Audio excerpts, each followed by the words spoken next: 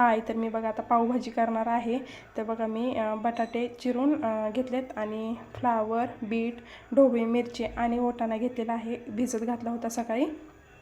तर हे मी सगळं आता कुकरला शिजवून घेते आणि नंतर तुम्हाला दाखवते.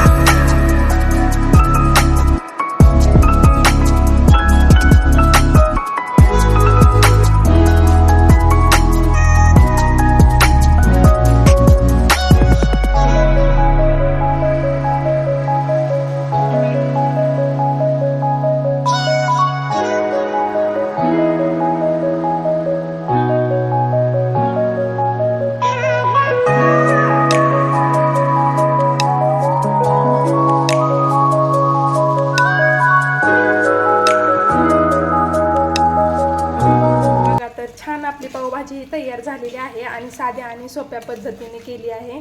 तुम्ही नक्की ट्राय करा. चला मी आता पाव ही भाजून घेते आणि तुम्हाला दाखवते. बघा तर आपली पावभाजी छान अशी तयार झालेली आहे. तर नक्की तुम्ही ट्राय करा आणि तुम्हाला आजचा व्हिडिओ कसा वाटला नक्की सांगा. व्हिडिओ आवडला असेल तर लाईक करा, शेअर करा आणि सबस्क्राईब करायला विसरू नका. भेटू अशाच नवीन व्हिडिओमध्ये. तोपर्यंत बाय बाय.